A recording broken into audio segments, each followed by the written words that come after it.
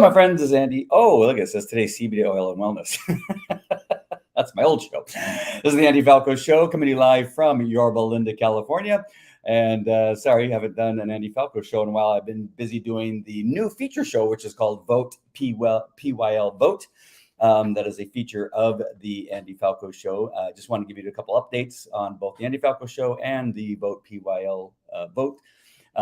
We have been asked to join a brand new fledgling network called, what's it called again, Hedia? Next Generation, Next Gen something network, USA network. So we're going to be doing that. It's brand new. So that's why I'm still learning about what we're doing there. So we'll be doing a much like, I think some of the favorite things that people have told me in the past that they like is when I go through Facebook and talk about the news feed, what's happening in the news feed, because that brings us any of the most recent news and allows me to discuss and talk about some of the things that, what's that, Lovey? Am I going to join you to talk about the raid? Oh, do you want to talk about it? I do. All right. Well, let me get to that part in 1 second. And then the Vote PYL Vote. The reason it's a feature is because that's more localized, and I will be doing it a little bit more in a focused effort to make sure that I don't come on where I bug people that are in Canada or New York and that kind of stuff. But the Andy Falco Show is a worldwide show that we're going to visit all of what Facebook has to say and go through some of the posts that I put up and some of the comments from some of my favorite people, like the Mark guy, that's my favorite fan, my best fan that I have, and some of the other comments that people may have from time to time. So that's what's going to happen. I'll make sure and get the Next Gen, whatever it is, show more details when that gets set up. We're just setting up some of the graphics and that kind of stuff. Looking forward to that and seeing where that takes us. And one more announcement. We're working on some interviews for the Vote PYL Vote feature that I have that's included in the Andy Falco Show. All right. So what's happening in the news? Let's see. Not a lot. It's been pretty quiet. We got this one thing going on in Mar-a-Lago where the FBI went and served a search warrant on the fantastic and amazing President Trump's residence, and went through Melania's dresses and underwear drawers and that kind of stuff. And then we have some things that are happening in school districts in Fargo. They are banning the reading or the reciting of the Pledge of Allegiance in school board meetings, not yet in the school rooms, but that's next, of course. And what else? Oh, LGBTQ stuff. So we'll be talking about some of those things through the Facebook feed. So let me go ahead and bring up this first one, and that is the one I just talked about, and that is what's happening with the Pledge of Allegiance in Fargo.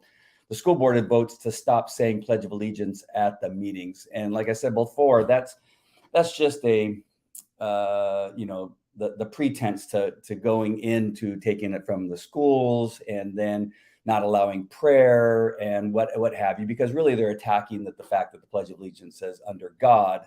And we know that that's the real thing that really bothers them. The gentleman who asked that it be voted on, and it won 7-2. It's a pretty good pretty big school board that they have there. That's 7 + 2 is 9. 9 people on the school board. And 7 out of the 9 voted to ban it. Now, it's very interesting because I didn't think that area of our country was that way. Yeah, I had the idea and thoughts that there's, out of all the places, Fargo would not be one of the places that I thought that they would ban the Pledge of Allegiance. But what we're finding out, and I think this is the bigger problem, is that those people in education have gone through the universities and colleges, and we're finding that that's where many of these people are getting indoctrinated in their disdain for this country, disdain for anything related to God and the Bible. And that is even going into areas. We're seeing some things even in Tennessee. I think Nashville just had a similar situation. And we're seeing that you're not going to really be safe anywhere. I know people are leaving California. We're obviously here in California, and the people are leaving California to go to these places that they think they're going to be safe from this nonsense that's happening here in California, but it is spreading everywhere. And what the the socialists, communists, Democrats, liberals, whatever you want to call them, saw a very long time ago is that the best way to begin to take down this country is through our school systems. And and as parents, we were a little bit blind or just not paying attention until recently. And thank God for the pandemic, in some senses, that if it wasn't for the pandemic, we still might be in the dark of what is actually happening in our schools. And so you can see that even in places like Fargo and Tennessee and even in Texas, that you're seeing this worm of socialism begin to make its way through some of these towns that we thought were safe from anti-God issues, that they're taking everything they can think of that is good and putting everything in that is against patriotism, family values, biblical aspects and morals, and doing everything they can to get that out of our schools. So that's one of the things here. I'm going to scroll up through the timeline here, and wow. And I think this also might be a good thing to bring Hedia on, and I would probably like to do that. I'm going to move my chair over because I'm going to talk about these 87,000 agents that are going to be brought in. And this is a graphic, which is you may not know this, but this is a picture of the O.J. Simpson chase, where I don't think my car is in this picture, but I, like many other Orange County, San Diego agencies, were involved in this chase. Some of us were on bridges over the 5 freeway and other freeways that O.J. Simpson was in pursuit. But this is just a graphic that says 87,000 IRS agents. And then in the white Bronco, it says the $20 grandma gave me for my birthday in 1992. Because what they're claiming is that the 87,000 agents that they're adding to something like 87,000 that are already in existence, that they're going to, that there's no way that they're going to take any of these agents and use them against anybody making under $400,000 a year. Are there that many people making over $400,000 a year that are just simply going to be investigated for not making all of the deductions that they can, or having all their receipts properly filed and all that type of stuff? Do you really think that that's what they're going to use all these agents for? And no, they're going to be going after people that make $75,000 or less. What I understand, that's 90% of the investigations involved. At least that's one of the recent reports that I heard, involve people making under $100,000. So what are they going to need these 87,000 investigators for? We're going to bring on my amazing wife, Hedia Miramati, to talk about what she thinks that they're going to be using these people for. And again, I'm talking about this particular graphic right here, and what is going to be coming through with this new bill that I guess they're hoping to get passed today. Hello, Hedia. Welcome. You need a mic here. You need your mic turned on. Give me a little insight of what you think that these agents are really going to be used for. Well, you didn't mention that they're supposed to be armed and able to kill someone. Yes, that was a new criteria for IRS agents. Right. That they need to be able to shoot to kill. That was bizarre. But I think most of us in law enforcement have always known that the worst thing you could do to somebody, that's how they caught Al Capone, is sick the IRS on them. And especially for churches or wealthy individuals that are supportive of the conservative movement, just harass them with IRS audits. And the most dangerous is if you start auditing churches and nonprofits that are pretty lazy about how they keep their books anyways, and sick the IRS on them. And my inclination is the reason they need that many is there are First Amendment protections. There are legal protections against auditing a church. There's a different standard. Yep. And so they'd have to make a case that they met that threshold before they can audit a church. And so it could be potentially devastating to our local churches, to our churches everywhere in the country, because they'd have to hire people to defend themselves against the audit. Do you think it's somewhat surprising that we have half the country against the other half of the country right now? We're very divided. Right. We haven't been this divided since probably the Civil War. That what seems to be Democrats who are all for this, because every Democrat politician in the Senate voted for it. I don't think it's because I don't think there's an American in this country you could walk up to and be like, would you be supportive of more IRS? And they'd be like, oh, absolutely. I don't think so. I think they voted regardless of what their population said. And that's why I really encourage people to tell their friends and tell their neighbors, you got to contact your local congressperson, because it still has to go to the House, to contact your local congressperson to fight against this bill. Because I don't think there's anybody on the planet, Democrat or Republican, that wants more IRS agents. Yeah, you think for what reason? You know what I mean? Like, what ration? Unless you specifically told them we're going after Trumpsters. Yep.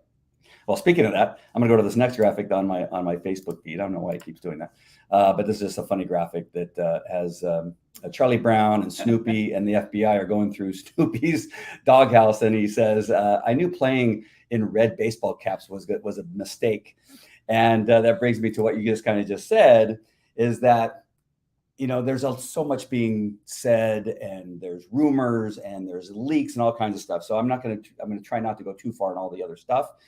But do you think that this search, the serving of the search warrant at President Trump's home, his residence, there's more to it than just him? That there's trying to send some type of signal to conservatives, conservative Christians, people and supporters, the ultra MAGA people, that you mess with us, we're coming after you. And we've seen it. We've seen them come after people like Dr. Simone Gold, like General Flynn. The first people should realize, and that's what they even said about the Holocaust, is first they came for, you know, the stranger and I didn't care. Then they came for my neighbor and I didn't care. When they came for me, I cared. You know, right. It's some old saying. It's just an abbreviation. But we should have seen that alert come up when we saw what happened to General Flynn, because the fact that they did not hesitate to ruin that man's life despite the service to the country. Now, remember, he's not Trump, who's an outsider who came in billionaire that people had a lot of opinions about to begin with. General Flynn was a respected 4-star general, and they destroyed him. Yeah. You know, even though he's free, they destroyed his military career, his professional career, and his reputation. Now, you spent time with General Flynn. Yeah, I know him very well. Amazing human being. Oh yeah, you don't see him as a some type of spy, Russian spy. I mean, that's like the last person on the earth that would have been a Russian spy. Literally, like if you found all the people in the world that you can gather in a room and ask who would be a Russian spy, he would be the last anybody would choose. You're a shill for. For the Communist Party. You know, really? I'm telling you. And that the problem is that we're all potentially the next victim. And what the left is saying is, yes, everybody should feel that nobody's above the law. Well, you say that when it's not you on the chopping block. You know what I mean? But you should be concerned. And that's what the libertarian philosophy generally is. They care about everybody's rights. We don't want an overreach of government. We don't care who you are. Right. And maybe that's the point the conservatives have to get to, is that, or have to articulate well, this is not just about us. This is about what we believe in this country. We don't want anybody to be subject to malicious prosecution. All right, we're going to come back to President Trump, and I don't go anywhere. This next one is for you too. And what do you think of this particular meme I put up? Oops, sorry. And that is, my wife just stopped and said, "You weren't even listening, were you?" And I thought, that's a pretty weird way to start a conversation. I've never done that, have I? No, of course not. I listen to you all the time. All right, Elon Musk had a little bit to say, and so we already talked about the 87,000. Did you want to have something? No, I didn't. Well, if I open it up, it's going to go into another window. But let's just open it up here, and we'll see what. Let me bring us back on the camera here. What did he say? Oh my gosh, I hate because I don't want to. It wants me to join and pay for something. It won't let you. How will it not let me? Only if you have an account. And you do have an account, but you got to remember your login. No, I can't remember my login. He weighed in. And did he say it was a bad thing? I don't know. I forget. I read it so long ago. I think I read this from yesterday, or 8 hours ago. I read it while I was sleeping. I was barely awake. I'm sure he wasn't, because he's a libertarian. Yeah, for sure. So here, this is the next thing I want to say. This is my post, and I love the word. I love the word nitwits. But it says, so the same nitwit who wanted you to believe President Trump was a Russian spy want you to believe he took home a nuclear warhead.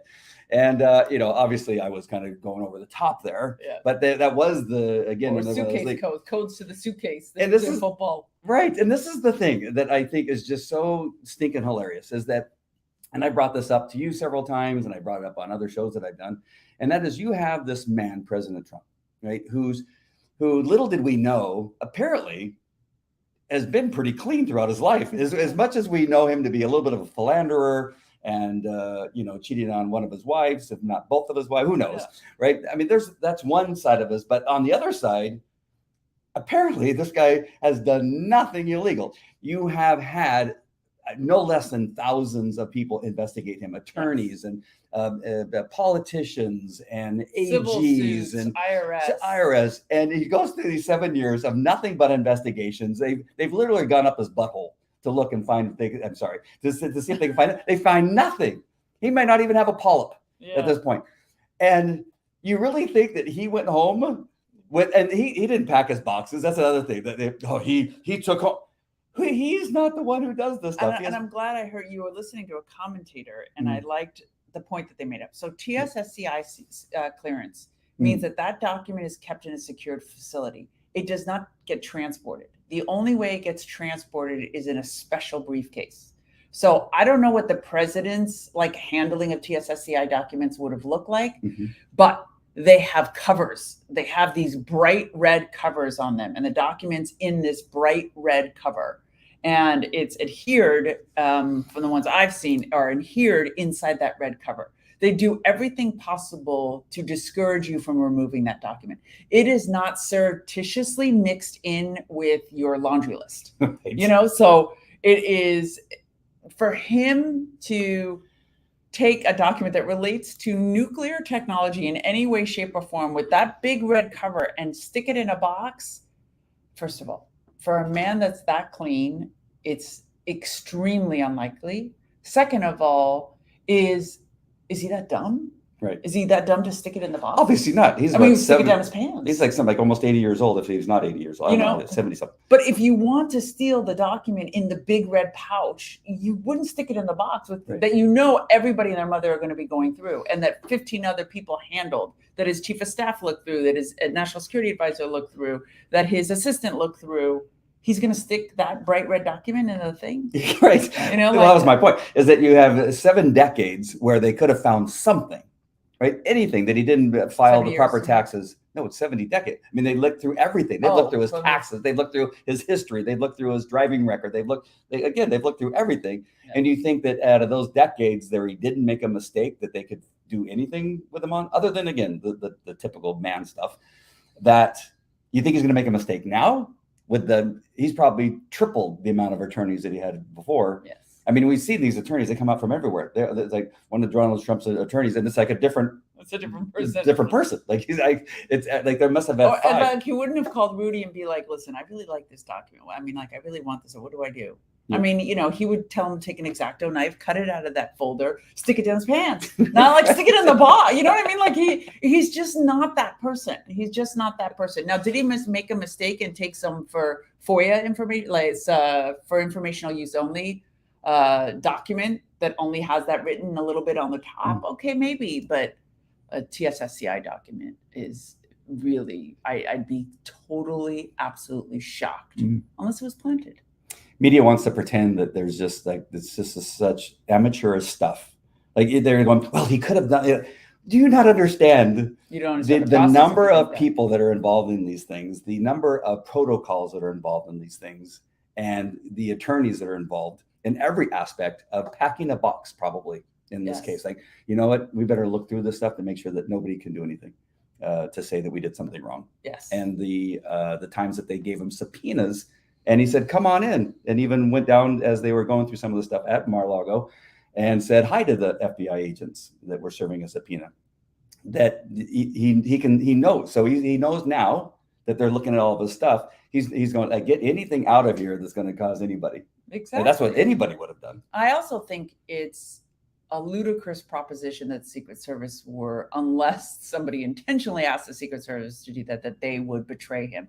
I don't know if they've said publicly or not that it's the same agents that were with him, or at least some of them are the same agents, but I had spent time with his Secret Service staff and Don Jr.'s on 3-4 separate occasions, and those guys loved them. Mhm. Like they would take a bullet for them at a Right. second. And so I can't imagine one of those guys being like, he's got a document in this box. There was something that went on the other day, I think earlier today, was saying, oh no, everybody hated him and everybody despised Absolutely him, and he is a untrue. tyrant, and he's, nobody liked him. There's books out there that said that people like, and I'm going, you guys are freaking crazy. mean, at events that were 12, 14 hours long, like I was with some of the Secret Service at an event with Don that was 3 days long. And those guys were there all 3 days on their feet. And they were just amazing human beings, and loved them, like loved the family. Oh man, I had something I was going to ask you about that. Oh, so you worked with and for the FBI. Yes. And you've seen these men and women at work, and what it is that they investigate and how they investigate, and how much maybe and quite possibly they love this country and love their work. Is there not some level of disappointment in your heart about seeing how they've been used by the Democrat, the AG, and everybody else involved here to really sully their reputation? I mean, I experienced it firsthand. Our program was effectively killed by suffocation by the Democrats. So once Trump came into power, they didn't allow anything in our project to move. And it was so upsetting to watch what they were doing. And I just can't imagine how the agents feel now. Like, is it because they didn't want President Trump to have any success? They didn't want success. They just didn't want anything new, anything innovative, anything good. They were just, everything stopped.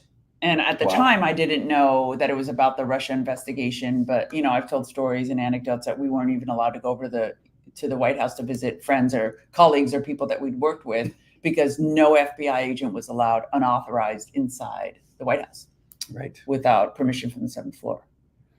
So I got this other meme here that says they didn't go after the big guy, which is Dementia Joe. They didn't go after Biden's crackhead son who left his gun, and he's a crack addict who shouldn't have a gun. So the ATF didn't go after him. They didn't go after Pelosi for insider trading. They didn't go after the Clintons. They didn't go after Epstein. They went after the one man who promised to expose them all. What do you think about that? That this is about keeping him from being able to really now he went through an effort of draining the swamp when he had those first 4 years, but I'm pretty sure that he thought he could do it with the people that were still in Washington, D.C. He didn't realize who's in Washington, D.C., even Republicans, that he was betrayed, because he thought, well, I will just count on some Republicans that will do the right thing. And maybe there are a couple Democrats that will do the right thing. And that is not even close to being reality. Do you think that they're just so afraid that he's going to come in now and finish the job? Oh, you mean if he wins? If he comes back in. Because this is really, that this is all about keeping him from running. Right. Before. I just think that they just don't want anything to do with him coming back in. And I think people are a little traumatized about the thought of even running a race against him. And what that's going to be like, and how contentious that'll be. And, the controversy about the voting, and how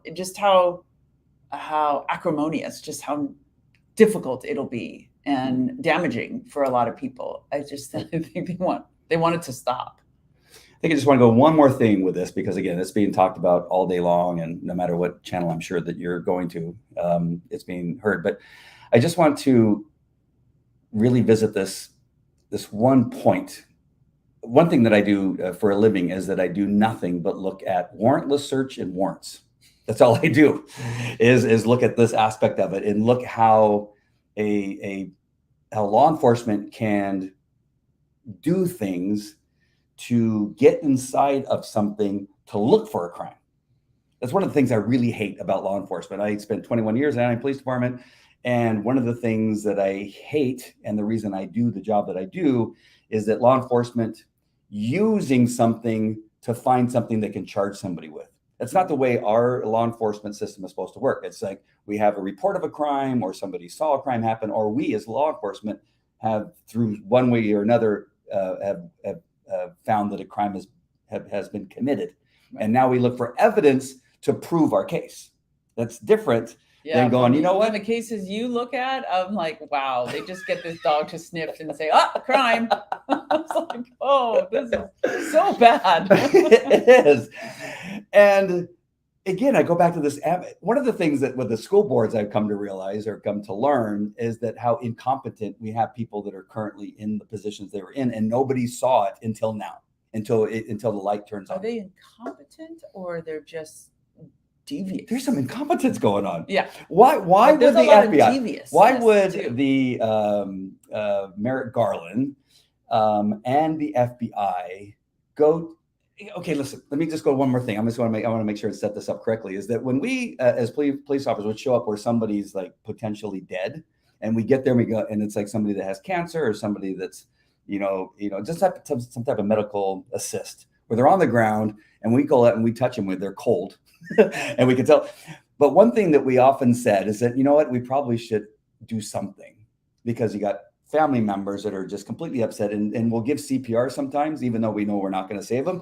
But it gives the family the idea that we're trying to do something, and it's to help them with this thing. And so we give the appearance for that reason, so that we don't have anybody come back on us and say they came in there and didn't care. Right. All right, with that premise. So then we have Merrick Garland, we have the FBI, who are supposed to be the tip top of the most professional people and leading law enforcement agency in the world, supposedly. And they go with this idea that they're going to search the president's residence, the former president's residence. And did they just forget that they served a subpoena and he complied with the subpoena? Why go from a subpoena that worked before to get in there, where he said, whatever you need, go in there, now come back with a search warrant? Because a search warrant means that you think he's going to destroy it, right, or he's going to use it against the country or something like that before you have a chance to find it. I mean, the exigent circumstances have to be so high. Why would they not try a subpoena first? All I can speak of, other than what's in the news, is my personal experience on deciding whether somebody's going to be turned from a guardian investigation in the FBI to a preliminary to a full. So the decision that's made, so the guardian stage is basically they're on their radar. So they have some investigatory powers to find out, is this person potentially a terrorist, so a threat? So there are pieces of information gathered from open and closed sources, classified and open sources. And that information is culled, is collected.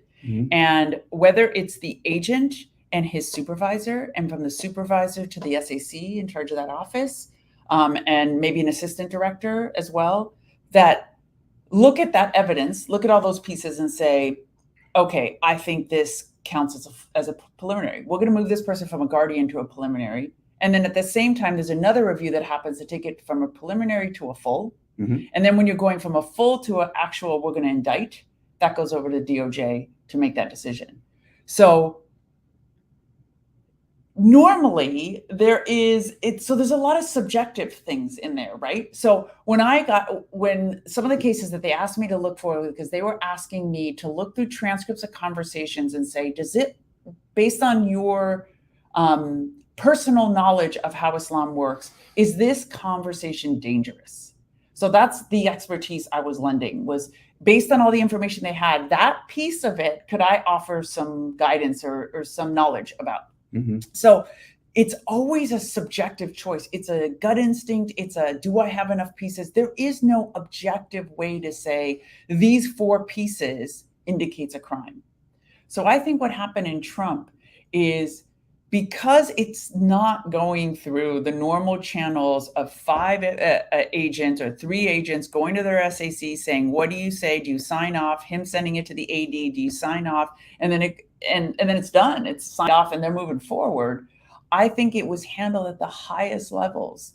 And therefore, they were able to subjectively decide the smallest crumb was going to satisfy the need for this warrant. So there was a change. So in other words, there was a subpoena, there were documents received, and there was additional evidence provided that was not part of what the public is seeing, that they say that warrants us issuing a warrant. Okay, let's say that all that is true, has happened. Because again, You don't want anybody to come back later and say, look, I guarantee it happened. But the thing is any of us going to think that was enough? Okay. It's a subjective decision. Okay, let's say that it was. Then why would you go to a magistrate and not, a magistrate is a lower level judge. It's a civilian. And sometimes they're not even really, they're not judges. They're standing in for a judge. A magistrate is a lesser But isn't than. that what you have to do at a local level? No, we're talking about going after the president of the United States, former president of the United States. At this level, you're going to go to a magistrate, which is a lower level judge, and not go to a level 3 judge, which is the highest judge. Again, the perception is everything. Yeah. Why would you go to something that's lesser than? Like, why would you go to a traffic court judge to get a search warrant? As long as it's legal, it's easier. Well, it's easier, but again, you're going to look. I mean, there's so many things here that it just is not. When the Democrats have been proven to, you got the Russian collusion, you got the impeachments, you got the Hunter Biden laptop that they said was right, all these things that are not true. At this point, you're not going to say, okay, listen, we've gotten caught on all these other things and they're not true. Why not? But they haven't gotten in trouble for them. So their base is still rallied by it. So what did they do about the dossier? They're like, mea culpa. Oops. Oopsie. He seemed credible. He seemed credible. Like, what about him seemed credible?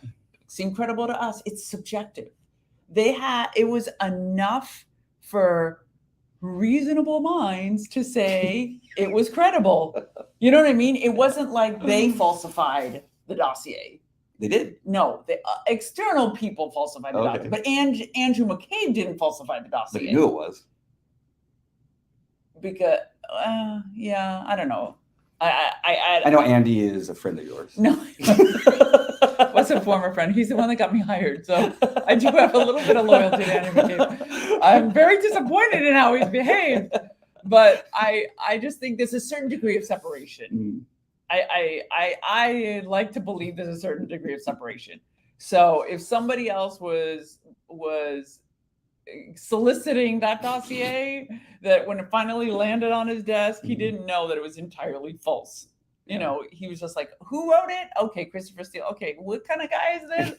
You know what I mean? And they let it go. It was enough to let it go. Was it reasonable? Was it rational? Was it smart? No. But they don't get in trouble for it. So why not continue to do that? It's the same thing with this. They'll say, if this turns out to be a nothing burger, then they'll be like, well, we had this additional evidence. Somebody came forward and said that he took this document. Remember the whole controversy in the January 6th trial where the chief of staff for Jim Jordan, whose office was 200 feet away, said, I think he was that he tried to grab the wheel of the beast. You know what I mean? And I actually believed her listening to her. You know, so. But these Secret Service says that's absolutely ridiculous. Did she have to apologize for that? No. She's like, I heard he did. But it's out there in the. It's out there, and people believe it, and a lot of people believe it. So it's the same thing with this. They have to say, we got an informant. He said there were documents. And when you have the chief of staff of Jim Jordan, who's 200 feet away, coming forward with stuff like that, who knows who came forward and said? Anybody in that White House could have come forward. It could have been her. Right. Who said, I saw him slip this document. I don't know where she worked for him for a few weeks, like 6 weeks after he left the White House. So you can say, I don't know where he put it. But I didn't think about her before. Oh yeah. There's how many of her are there? Oh. You know? Yeah. People that were disgruntled. I mean, I have a very dear friend whose name I will not disclose, who I worked with for 20 years, who was horrified that she worked in that administration. Like she couldn't believe she can get a job after. You know, she was so dedicated to the portfolio, she wouldn't quit. But she worked in the White House for 4 years and hated him. Wow. Yeah. And everybody knew it, or at least your friend knew it. No, my friend knew it. I don't know how many of her colleagues knew it, but she said it was the worst time of her life doing that, but she just loved the work. All right. I have so much more about Trump, and we're going to leave it there. But I want to get to this other story that, I mean, you have so much connection. 22 years. 22 years. Here's one. I'm sorry, I don't have your name up there. This wasn't on purpose. It's just no me. problem. This is my show. It's your show. It's my show, and you're visiting. But we have this here that just came out today, and that is the LAPD slashes homicide division to just 10 people despite spike in murder cases. That's Okay, horrible. friends, listen to me. Listen to me. I think I'm going to call the chief and complain about that because that's disgusting. Anaheim Police Department has at least 10 investigators. Anaheim Police Department, which is a fraction of the size of the area that LAPD covers and a fraction of the population. Is that in the Major Crimes Division? It's in the homicide. Is that a separate division? It's Metro, I would think. Anything okay. Metro, LAPD / homicide division. Yeah, 10 to just 10 people. They only have 10 investigators, and the homicides are on the rise. Guacon or whatever, the guy we're trying to kick out. No, he's county, but I mean everything has to go through him. He's the county DA, but he doesn't have any influence. This is the city council. Oh, the city council. Budget wise, and they have no choice but to cut. So it's not the chief's fault. Well, he had to cut somewhere. I'm sure there's a lot of other things that are being cut right now. Okay. But can you, and your Beverly Hills has their own police department. Yes. But what I said, very dear friend of mine's the chief. What I said in my comment on this post is this is horrible for LA, but it is not good news for us neighboring counties. Stand by for higher crime in and around LA. And I bring that up because everything I can't tell you how the guy that I got in a shooting with, he was from LA. They came down for a robbery. I've been in pursuits where they start in Anaheim and they end up in LA, South Central LA. They end up in LA. Why do we have smash and grabs now? Because those people are just they come in. over. They've done enough. They've done enough. They ran out of victims. Yeah, they're going to come out into Orange County.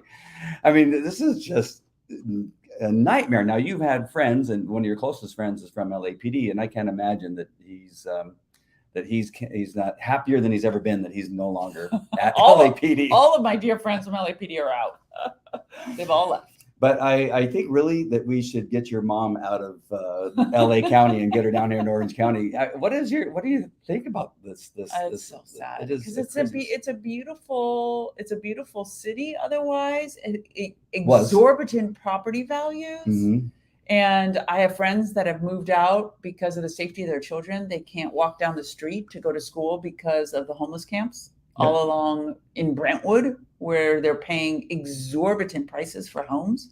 Yep. Hollywood Hills, we had that shooting between a homeowner and a burglar. Mm-hmm. It's just horrible that they're allowing the city to go to.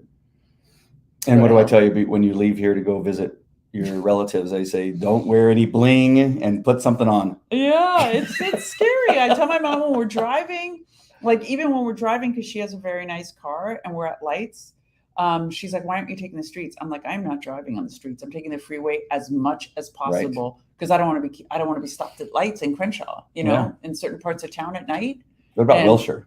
Pretty busy though, right? It's pretty busy. Yeah. So that's the benefit. But she has, 24-hour security in her building. It's a gated parking lot. It's like you have to live like a prisoner in your apartment or house or whatever. It's very disappointing. Your gated communities and things like that. When you're paying the particular absurd prices to be a prisoner in your own home. Right. It's just insane. Get her down here. Tell her, you know what? We've had it. And I don't want you going up there visiting her. Tell Andy's not going to let me visit you anymore because of what's happening. They're down to 10 officers, the detectives. Well, hopefully I won't be the victim of a homicide. A homicide case takes forever to investigate. I was a sex crimes detective, and it would take sometimes a year to investigate one of the 500 or 600 cases I would get a year. Oh. And how is it? I mean, there's nothing good that's going to come out of going down to 10 detectives in homicide there at LAPD. There's nothing good.